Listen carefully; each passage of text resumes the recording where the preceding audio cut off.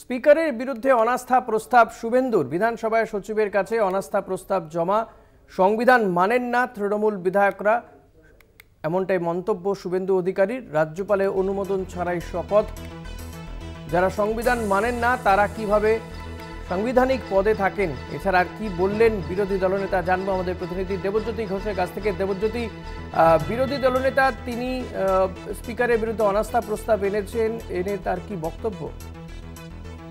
বিধানসভা স্পিকারের বিরুদ্ধে বেশ কিছু অভিযোগ তারা যে বিধানসভা সচিবের কাছে জানিয়েছেন এবং বেশ কিছু তথ্য তিনি সামনে এনেছেন যেগুলো তাদের বিরুদ্ধে গেছে এবং স্পিকার তার পদে থাকতে পারেন না, সেই দাবিকে সামনে রেখে তিনি একটা অনাস্থা প্রস্তাব জমা দিয়েছেন এবং প্রায় 15টি অভিযোগ তিনি জমা দিয়েছেন।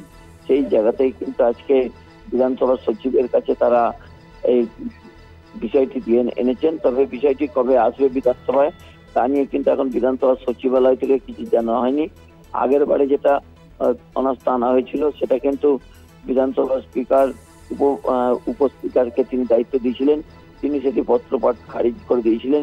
এবারও সেরকমই একটা ঘটনা ঘটতে পারে।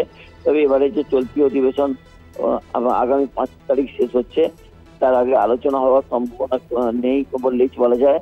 তবে সেই জায়গা থেকে কিন্তু বিজেপির পক্ষ থেকে একাধিক অভিযোগ আজকে শুভেন্দু অধিকারী করেছেন এবং সেই মতোই কিন্তু বিধানসভা স্পিকারের বিরুদ্ধে এই অনাস্থা অত্যন্ত গুরুত্বপূর্ণ। ধন্যবাদ দেবজ্যোতি। কথা বলছিলাম প্রতিনিধি দেবজ্যোতি ঘোষের সঙ্গে। শুভেন্দু অধিকারী বক্তব্য শুনব। ডেপুটি স্পিকার হাউসে থাকা সত্ত্বেও অধ্যক্ষ নিজে 2 সদস্যকে পাঠ করান। পরবর্তী ক্ষেত্রে 4 জনের ক্ষেত্রেও রাজ্যপাল মহোদয়ের অনুমোদন ছাড়া শপথ বাক্য পাঠ করিয়ে তিনি সংবিধানকে এবং সংবিধানের যিনি কাস্টোডিয়ান তাকে চ্যালেঞ্জ করে সংবিধানকেই আক্রমণ করেছেন। সংবিধান মানেন না, তার সাংবিধানিক পোস্টে থাকা উচিত নয় বলে আমাদের মনে হয়েছে।